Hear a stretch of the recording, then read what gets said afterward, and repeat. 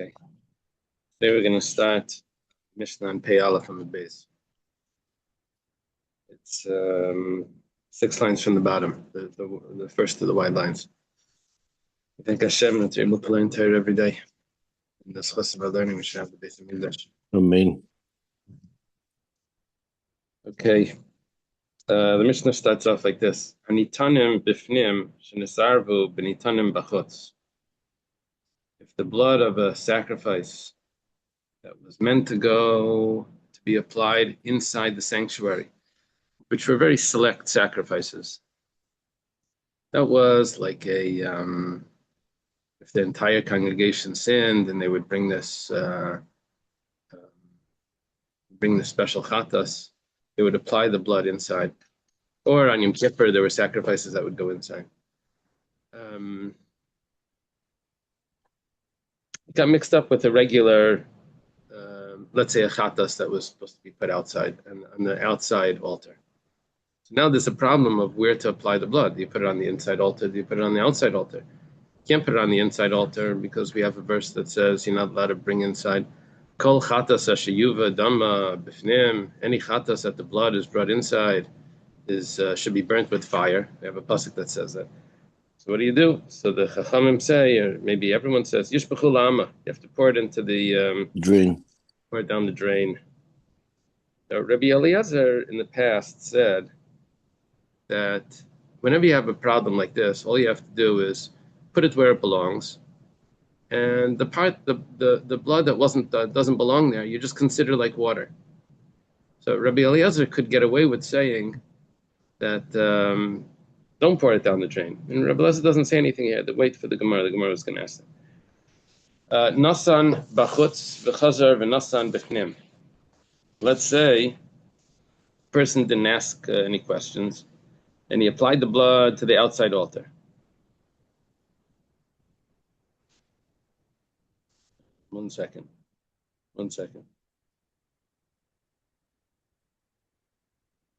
Yeah, he applies the blood to the outside altar. And then he goes ahead and he puts the blood on the inside altar. So it says kosher. It's going to be kosher. Now, which sacrifice is kosher? Both of them. The outside altar because it was applied outside. The inside altar, the one that's the sacrifice is supposed to go on the inside altar. Well, good. It was applied to the inside altar, and that's excellent. However, bifnim b'chazav v'nasan b'chutz, if you did it in the opposite order, see the order here matters. Then what happened was you took a sacrifice that its blood does not belong on the inside altar, and you put it on the inside altar. That's a big problem. You're violating the rule of any chatas that belongs outside. Any chatas that's blood was brought inside should be burnt in fire. Rabbi Kiva says that the one from the outside becomes pasul because before you applied the blood to the outside altar, you applied it to the inside altar, you invalidated it. The Chum say that it's kosher because afterwards you applied it outside. Said that this is just one type of sacrifice, they're going to say, that would become invalid if the blood was brought inside. However, other sacrifices remain kosher. And the explanation for this is, Rabbi Kiva says, Kol damim shenichzu l'chaper beheichel psulim. Any blood that's supposed to go outside, that was brought inside the sanctuary. Yeah? Is pasul. The Chacham say, chatas bilvad. It's only the chatas. That's why they said before that if it's brought inside, it's still kosher because they weren't talking about the chatas. Rabbi Eliezer says that the asham is just like the chatas, according to the Chachamim. Shenemar kachatas ka'asham. It says that the chatas and the asham are similar. This is the Mishnah. And in the Mishnah, we have the opinion of Rabbi Akiva, that he says that any blood that goes inside is possible. Rabbi Akiva is more strict, and the Chachamim say only the chatas. Rabbi Eliezer adds in the asham. Okay, the Gemara is going to go back to the first case that we learned, that if you have two bloods that are mixed, you have to pour it down the drain. We mentioned before that there is an opinion of Rabbi Eliezer that says that you can imagine that it's just water, right? You can make believe that it's just water, and then it shouldn't invalidate. Correct the Gemara. The Gemara asks, "V'niflag nami Rebbe Lezer baha." Let Rebbe Lezer argue over here as well. We don't see Rebbe Lezer piping up and saying that 1 second, it shouldn't be. You don't pour it down the drain. It should be kosher, because what you do is you just imagine that it's water. My answer is, how would you like Rebbe Lezer to play this out? What would happen? What do you want to happen? Do you want to first apply the blood on the outside altar? We're discussing, Josh, the possibility of Rabbi Eliezer arguing and saying that it should be kosher because we'll consider it like water. Do you want to first apply the blood outside, and then afterwards we'll apply the blood inside? So we'll do it first. We'll take care of the outside offering, and then that would satisfy the outside offering. Then we'll do the inside offering, and then that will satisfy the inside offering. And the outside offering was already kosher, right? So it'll be all set. It says that's a problem because just like we learned that whenever there's a chatas in the oila, we always do the chatas first, the chatas behema.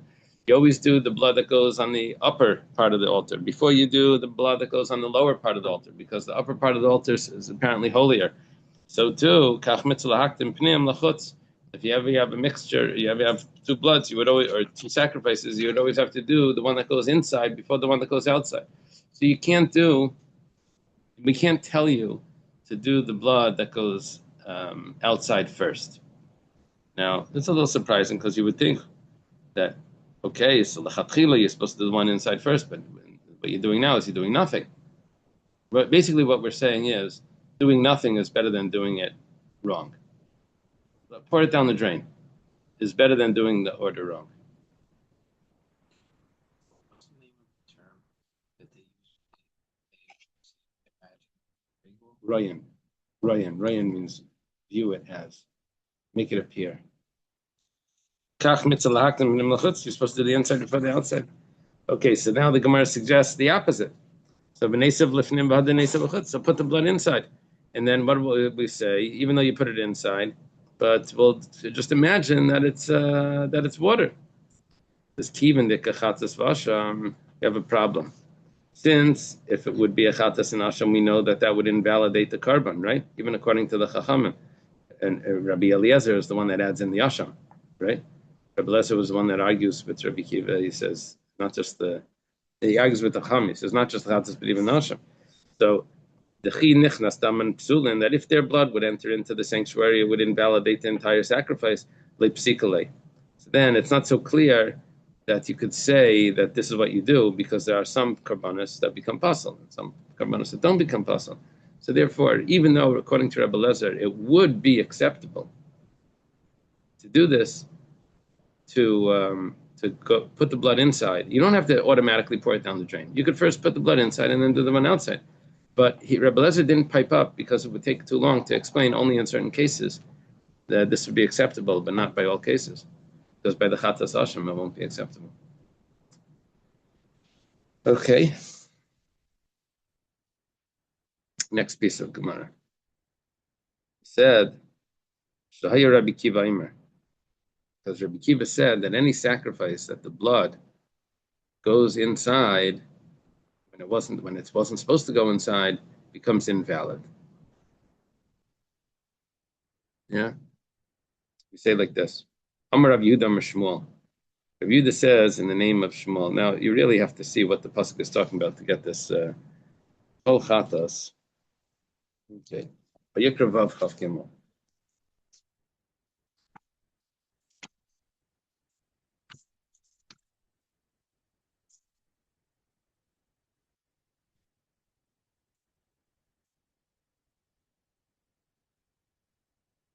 So we're talking about over here about laws of the sin offering. It says, God spoke to Moses saying, speak to Aaron, to his son, saying, this is the law of the sin offering.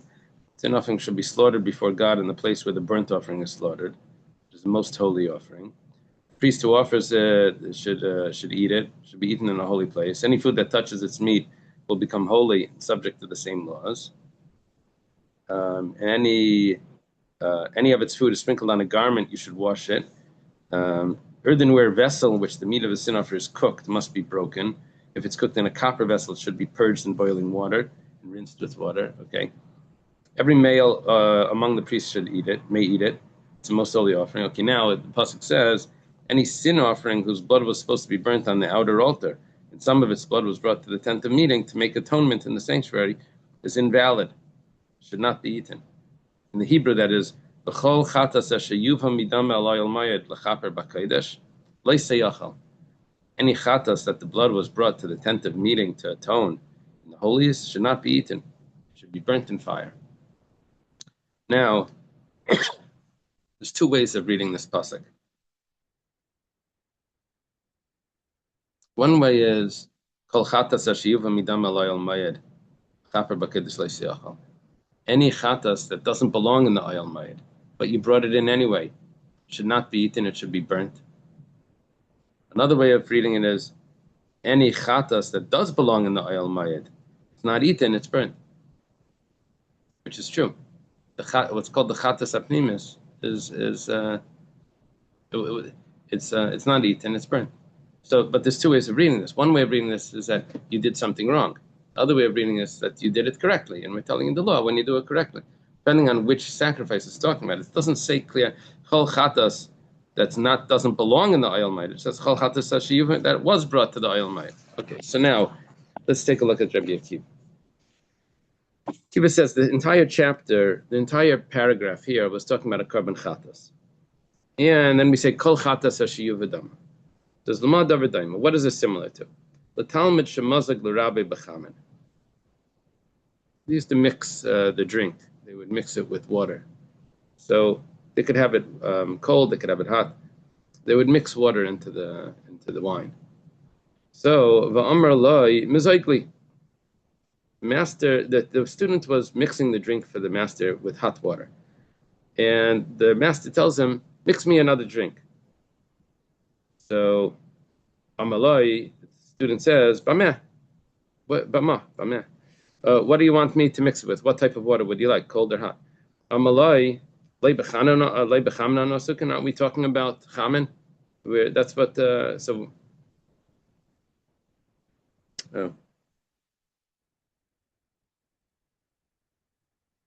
what we've been dealing with the whole time.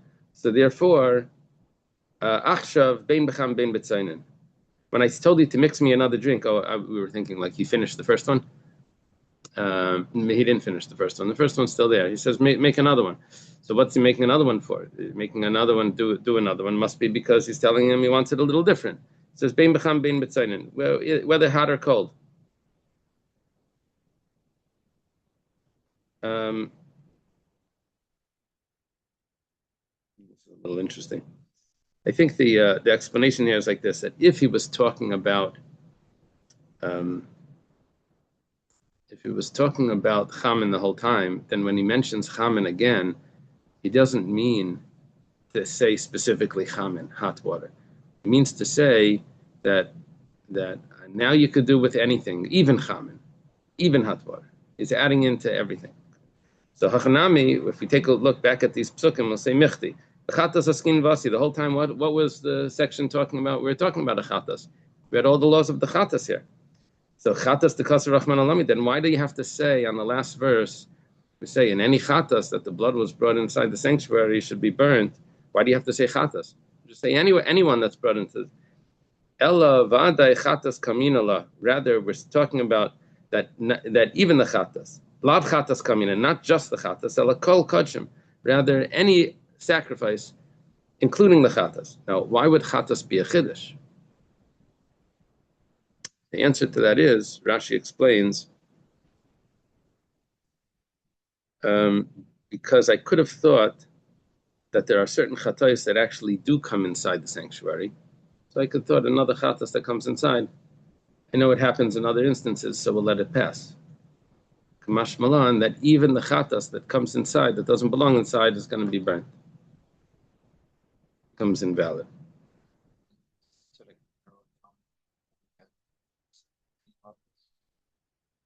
With the fact that we're saying any chatas is coming to include, besides all the sacrifices, but even a chatas.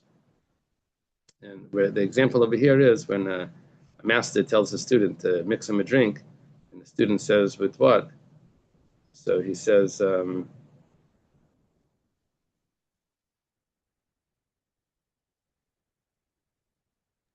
Looks like he's giving him wine yeah, you know what we have to do here? in We a have to add warm. into the girsa chamen. The master tells him, this is the way it's going to make sense. The student says, the student already mixed a drink for the master with hot water, wine with hot water. Then the master tells him, mix me a drink with hot water. So the student says, so then how does the student ask? No, What because would you like? he said before better. You could have think he said, give me a refill, but he didn't. He still had some. So now he's saying, what's wrong with the first one? Maybe you should mix it with cold water. It was good.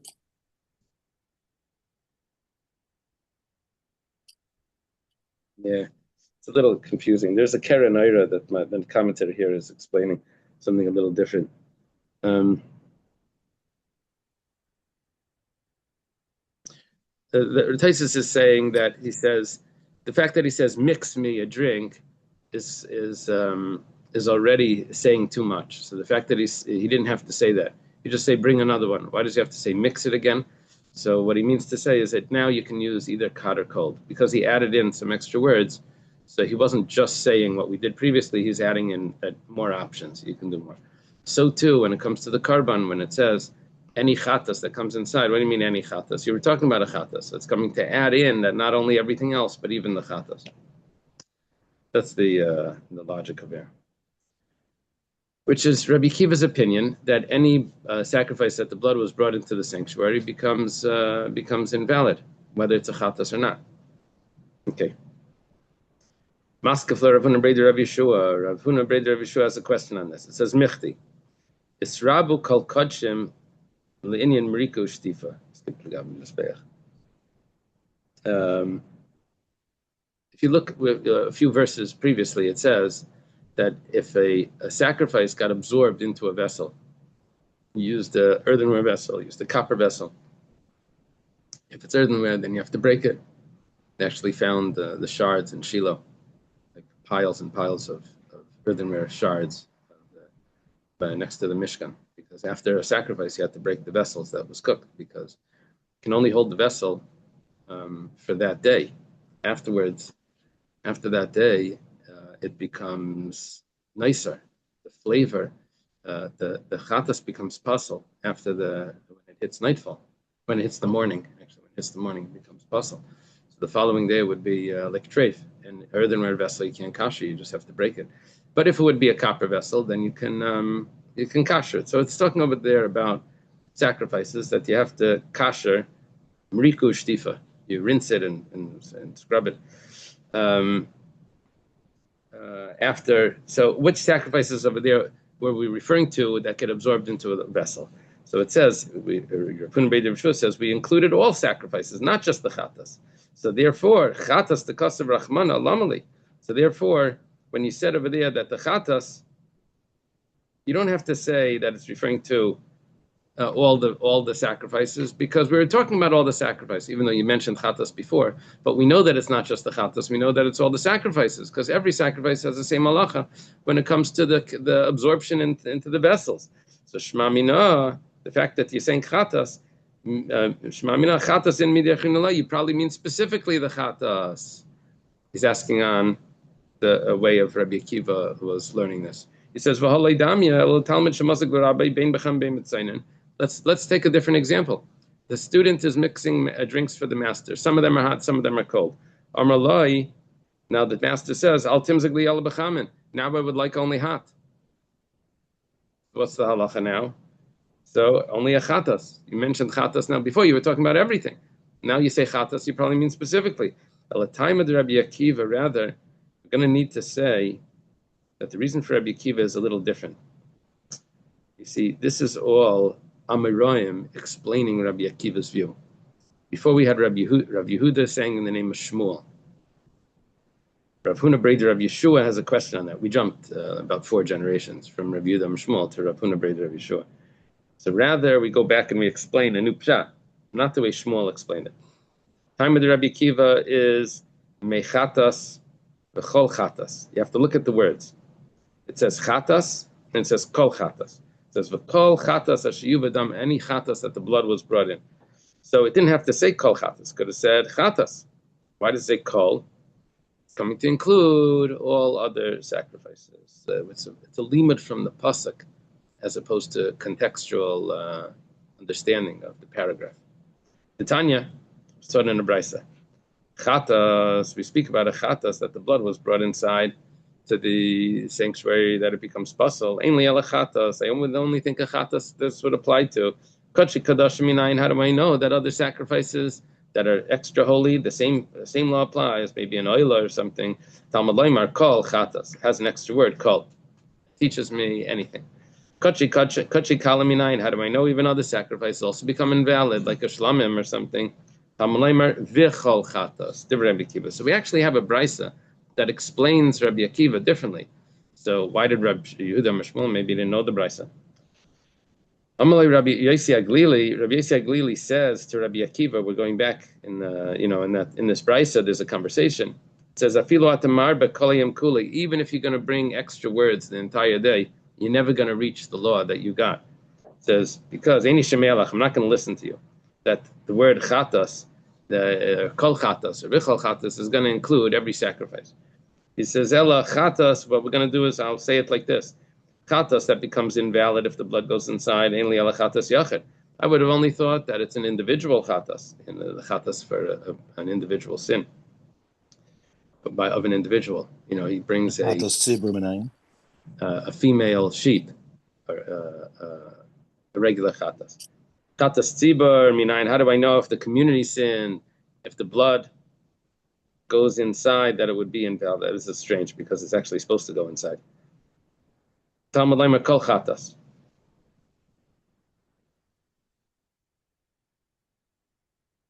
So you know what?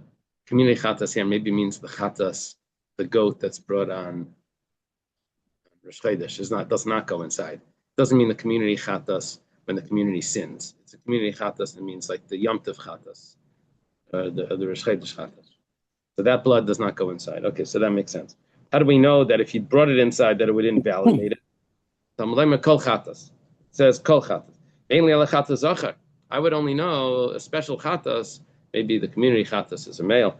So chatas nekeva b'nayin. How do I know that even a female offering, not if a woman sins, if the animal that was brought was a female, how do we know that would be also invalid if it's brought inside? So Talmud vichol chatas. It says and any chatas. Okay, the Gemara asks right away on this. It says it's a little strange that you first included the male chatas, and then you had to add another letter to have an inclusion for the female. In other words, that's the more typical one. It says klapilaya. Klapilaya is an expression that means you got it all wrong. It's facing outwards. It's facing the wrong direction. It needs klape means towards what? Laya is it pointing? Which way is this facing? It says it should be the opposite. Elahachi kamar. Rather, what Rabbi Yossi Glili meant to say was ainly elachatas nekeva. I would only think a typical chatas.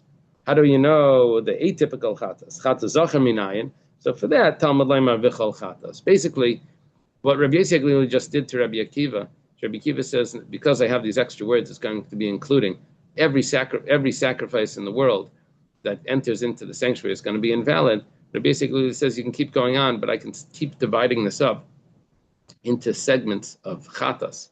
This type of chatas, or that type of chatas, or this type of that type. And it's all of those extra words are only including chatas, but other sacrifices will actually not become invalid if the blood was brought inside the sanctuary. Okay. The Gemara asks a question. Does Rabbi Yossi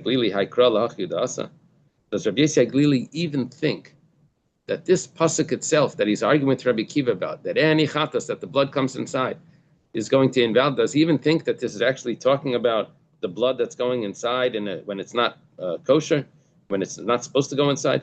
But Tanya, we have a brisa that says differently. It says Rabbi Yossi Glili Omer.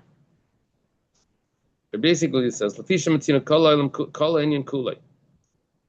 The entire pasuk Eina Medaber El Beparim Nesrafim Mesim Nesrafim.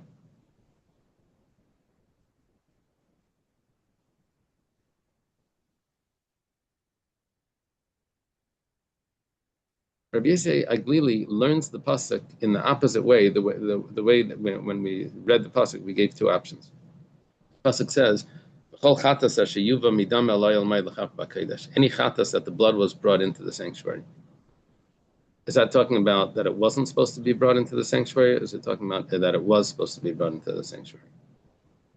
So Rabbi Akiva learned any chatas that the blood was not supposed to be brought into the sanctuary becomes invalid. How do we know other sacrifices? Kol chatas. How do you know even a vikol chatas? Right? We included everything. Rabbi Yossi Aglili argued that the kol and vikol, we're talking about different types of chatas. Now comes along the Brisa and says, we're not discussing blood that doesn't belong in the sanctuary. We're talking about blood that does belong in the sanctuary.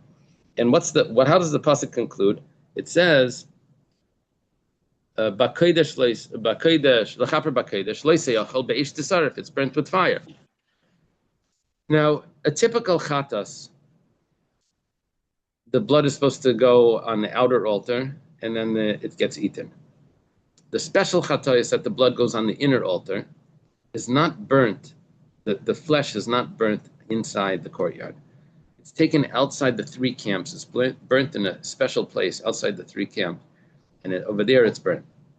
It's a special. It goes in. It goes like the extremes. The blood goes inside. The meat goes all the way outside. Let's say the chatas that the blood was supposed to go inside becomes invalid.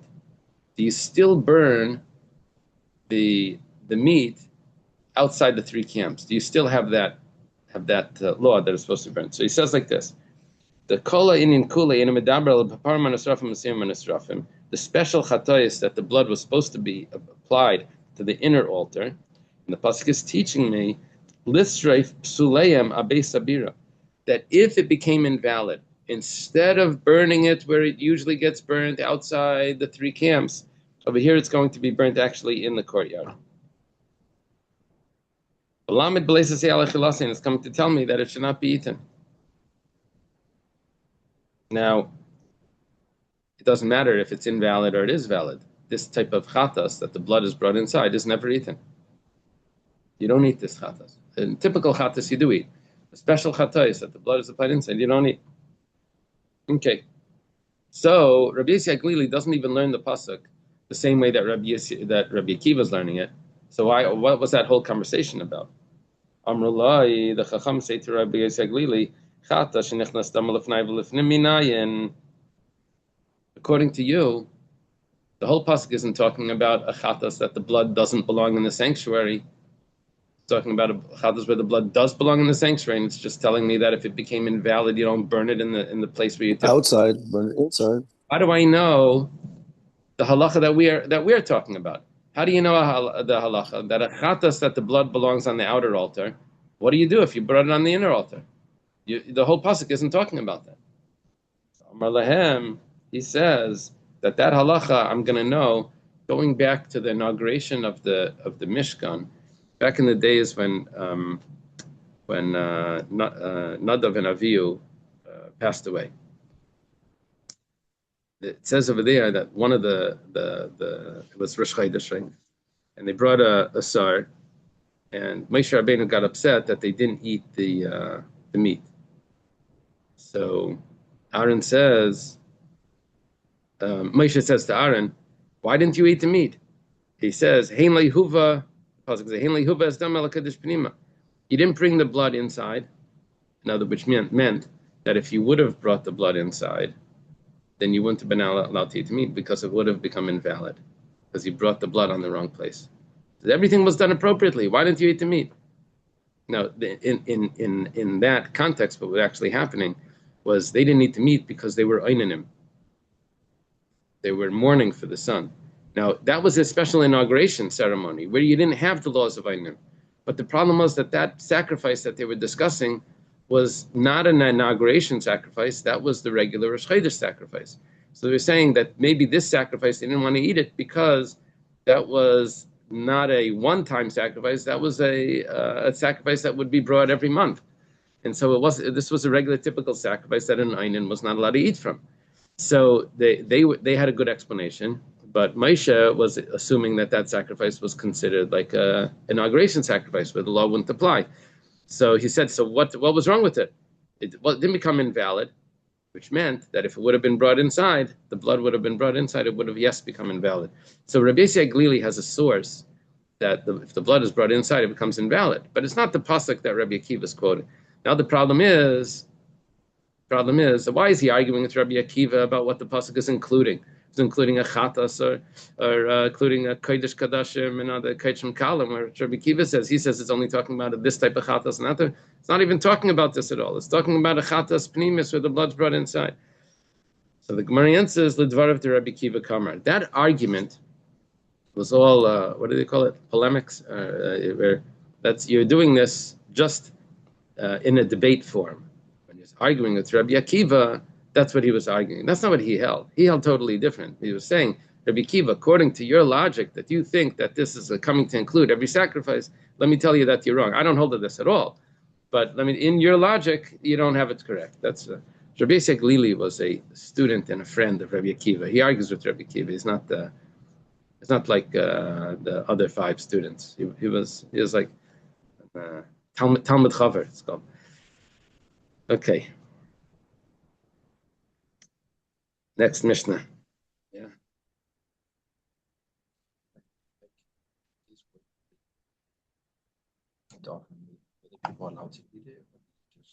Which case? The regular Rosh Chodesh offering. In that case, they burnt it. Yeah. And Moshe got upset. Dorish Moshe. Moshe was claiming to them, why did you do this? Yeah. Moshe got upset about it, and then Moshe. What does it say? Kibin Shabalachal Kas Balachal Tais, because Moshe got angry, so he made a mistake. That was the. Is there a sikha? I think there's a sikha on this. Yeah. And the whole topic was so complex just for it to be in the psukim itself. The simple pshat in the pasuk is just like deep Gemara.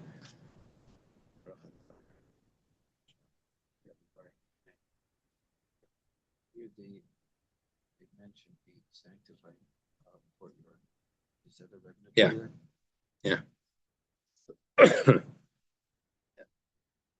Well, that's Zara. Zara is the Korea. Okay, next Mishnah, Chatas. A typical Chatas. It's called the Chatas Chitzayna, or a typical Chatas. Shekibel Damad B'shnei Kaises. That the blood was received in 2 cups. I guess the first one got filled up. He filled up the second one. He didn't have to fill up the second one. He did. He filled up 2 cups. You can only use the initial blood, right, that spurts out by the shechita. The later blood is not used. But he has it in 2 cups. Yatsa Achan Mem Lachot. One of them wasn't taken care of, and someone happened to, bring it outside the courtyard. It became invalid. Hapnimi, which means not the sanctuary in some cases over here. The pnimi means the one that did not leave, one that's in the right place, that's in the courtyard. It's kosher. The fact that one went outside doesn't invalidate the other half of the blood. The other half of the blood is still here and it's still kosher. Half the blood went outside, but what remains here is still kosher. Yeah, both of them were acceptable. Let's say instead of going outside, it went inside the sanctuary. Someone was holding it, and he had to go in the sanctuary. Maybe we went to go to Mishtachava, and he brought it inside by mistake. Rabbi Yossi Glili machsher b'chitzan. Rabbi Yossi Glili says that the one that remained in its proper location is still kosher. And the Chacham and Paisim, the Chacham say no. It's connected. Yeah? Still connected. And if half the blood went inside, the outer one becomes puzzle. It has, some, I don't know, remote invalidation. Sorry, this is before they did the first application. Yeah, it's before the application. Once they did the application, it would be fine. The question over here is they didn't do the application yet. So now, Rabbi Yossi Glili. Rabbi Yossi Glili says, he said that it's kosher. Says to the Chachamim, he says, follow this logic here. This is very interesting. says, "Ma im b'makim shamachshava peiseles b'chutz." What would happen if he didn't actually take the blood outside? In a case where the blood went outside, what did we say? That the one that's remaining inside is kosher. Let's say he didn't actually take it outside. He just had intention that he's going to sprinkle it outside. So thought about this, about taking it outside, would invalidate the entire. Piggle. Yeah, piggle is out of the allotted time. This is called chutzlam kaimai, out of its allotted place. The thought of it, even the thought by the shechita, or by the receiving of the blood, by the Kabbalah, this would invalidate the whole sacrifice. However, loy asa esa meshuya kayotze. But if it actually does go outside, the blood that's remaining is still valid. So now, okay, that's the first half of the logic. The thought of the outside is stronger than The action. actually taking it outside. So makom she'ena machshava peiseles bifnim. If someone has intention to sprinkle the blood inside, where it doesn't belong, inside the sanctuary, it doesn't belong there. But nevertheless, intention about that does not invalidate the sacrifice. Wow. So if intention doesn't invalidate it, so then then for sure, if it actually goes inside, the one that's remaining outside should still be acceptable. You see, if where the thought is worse than the action, right? The thought would invalidate it, and the action would be kosher. So here, where the thought would not invalidate it, for sure the action is kosher. We're not talking about where this blood actually went inside. We're talking about where this blood remained outside. Yeah. So that's Rabbi Yossi Aglila's logic. It's interesting. It's a kal v'chomer. That's a typical kal v'chomer. So what happens now? Nichnas lechaper. If the blood was brought inside to sprinkle, I don't know if we're talking about 2 cups here. I think now we're talking about just 1 cup. Afal pishlei kiper pasel.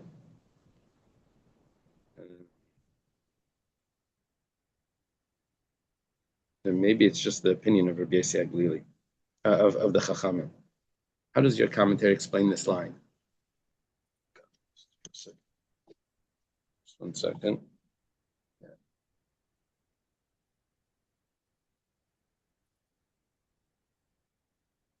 If blood was brought into effect atonement with intention to apply it, afal pishlei kiper, even if it did not actually affect atonement, it is invalid. Now, we're talking about that there's blood outside and there's blood inside here.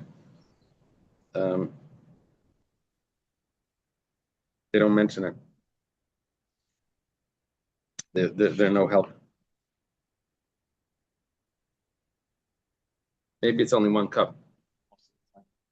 Maybe it's just one cup now. We switched the cases. Talking about if a cup goes inside, yeah. Nichnas. What do we say over here? Nichnas lechaper af pishlei kiper pasel. Rabbi Eliezer says it's pasel, even if it wasn't applied to the altar. Just the fact that it passed the demarcation from outside to inside, it passed the line. It's pasel. Reb Shimon says ad sheyechaper. It's only pasel after the atonement is done. Yechaper is if it's applied. The blood is applied. There's a lot of Rashi this week about achapra panav. Rashi, Yaakov is talking about telling the messengers to Esau. He says, "Vayomer achapra panav," because Rashi quotes the Gemara. Rashi quotes that the Mizrak is called the kaparen or something because it means to cleanse. Kapara, which means atonement, we translate atonement, means to cleanse.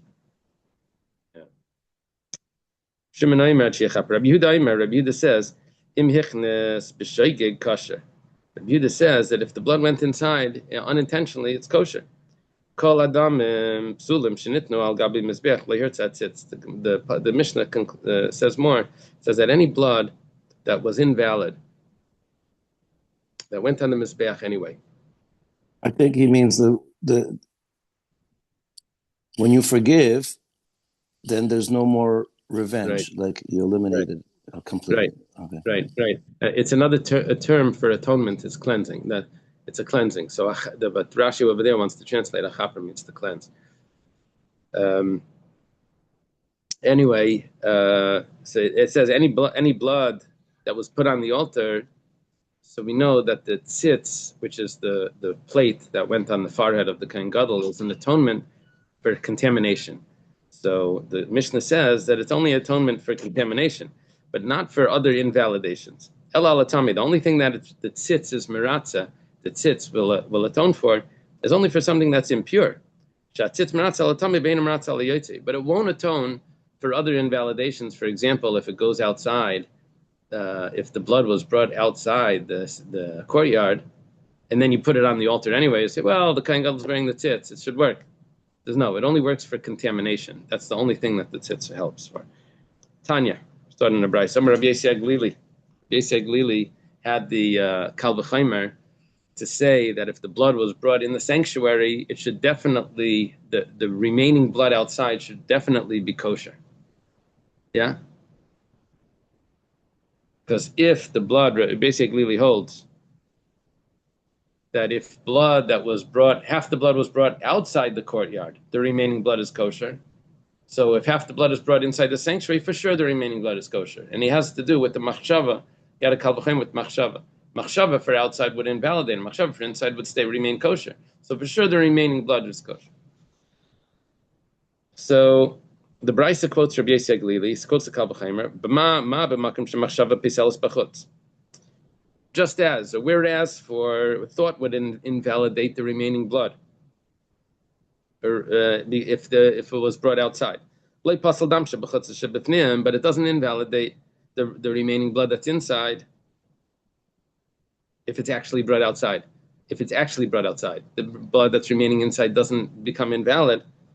No thoughts, but just if it was actually brought.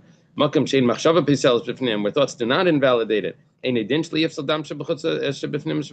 sure, if the blood was actually brought inside, it shouldn't invalidate the blood that's outside. And that's a repeat of the Kal V'Chaimer. Amrulai, we didn't have the rest of the conversation in the Mishnah.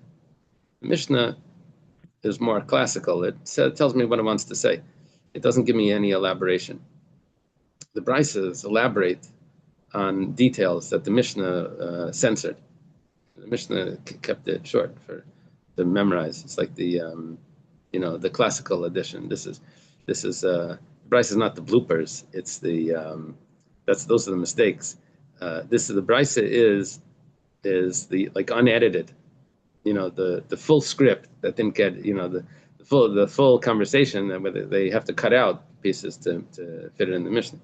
Anyway, so Amrulai in the Bryce we have extra details. The Bryce says, Ari Oimer, the pasuk says Ashayuva midama. The sages said that they quote the pasuk. It says any chatas that the blood was brought inside should be burnt. The sacrifice should be burnt. So, afilu mitzastama. It says mi dama. Any chatas that from its blood was brought inside. It says from its blood. You don't need to have all the blood brought inside. Even if a little bit of the blood was brought inside, it would invalidate the whole chatas. And it invalidate, and even the remaining blood outside is invalidated. Now I know the answer. Rabbi Yossi Glili holds that pasuk is talking about a chatas pnimis, not a chatas chitzainus. We learned the last Gemara, but the response is Amar Lahem. Rabbi Yossi says, according to you, Kal V'Chaimer liyetzer miyata. So you're going to end up with a Kal V'Chaimer about blood that leaves the courtyard. Take a look at this Kal V'Chaimer, what you're going to come up with. According to you, we're going to end up with misinformation, with the law that's not accurate. We're going to come up with a Kal V'Chaimer that says, I know that thoughts about what enters into the sanctuary does not invalidate it. If you have an intention to sprinkle the blood inside, it doesn't invalidate. We'll see why, but nevertheless, if blood was brought inside, because it says midama, from its blood, according to you, Rabbi Yossi is playing along. According to you, that if you bring some of the blood inside, it's going to invalidate even what's remaining outside. So makom shemachshava peseles b'chutz, place where the thought would invalidate. For example, the blood goes outside. If you intend if your intention is to sprinkle the blood outside, you invalidate the whole sacrifice. Then for sure, if you take some of the blood outside, for sure it should invalidate the blood that's remaining inside, which we know in the Mishnah that wasn't the case. Yeah, what just happened here? You follow the Kal V'chomer. What just happened here is he says, if blood that actually enters the sanctuary invalidates the blood that's remaining in the courtyard, so then blood that leaves the courtyard should for sure invalidate the blood that's remaining in the courtyard, because we'll use the thought in this. Thought of blood that goes out, thinking of sprinkling outside invalidates. Thinking of sprinkling inside does not invalidate. And nevertheless, actually bringing it inside, it does invalidate. So actually bringing outside for sure should invalidate. That's the Amrullah. Sages said back, it says, it says in the pasuk, any blood that's brought, from its blood that's brought, that's entered in. Yuva means that's entered in. See, there's a diuk here. Only blood that enters into the place, not what exits the place, that enters. So that, okay. So they answer with the pasuk. It says, let's learn out another halacha that's not accurate. Let's say that thought about blood that goes inside should invalidate. Thinking that you're going to take the blood inside should actually invalidate. This is probably a question that you had before. We learned this in passing before. But it says, if the blood that goes outside doesn't invalidate what's inside, but thought about it does invalidate it, right? Actually taking the blood outside, the blood remaining inside remains kosher. Thinking that you're going to take blood outside invalidates the blood that's inside. Therefore, taking the blood inside, which makes the blood outside pasul, according to this opinion, for sure the thought should make it pasul. Yeah? So the logic was that if taking it outside doesn't invalidate what's inside, but thinking about it does. So over here, taking it inside does invalidate what's outside. So for sure thinking about it should invalidate. Right? Validate because things let's consider like one unit, so they can validate all of them. Yeah. Yeah. So Harei, so we say like this. Listen to this. So quote the pasuk. Pasuk says that if the sacrifice is eaten on the third day, it's pigul. Now we know that it's not actually, doesn't mean actually eaten on the third day. We know that it's talking about if it's thought to eat on the third day, it becomes pigul. It says pigul hu lo yiratz. Now when it says on the third day, we learn from that it doesn't actually mean the third day. We mean that it means if it was taken out of its place as well. We know that there's two laws here. One is chutz l'zmanei, one is chutz l'kaimai. So it uses the third day to teach me both, which is interesting.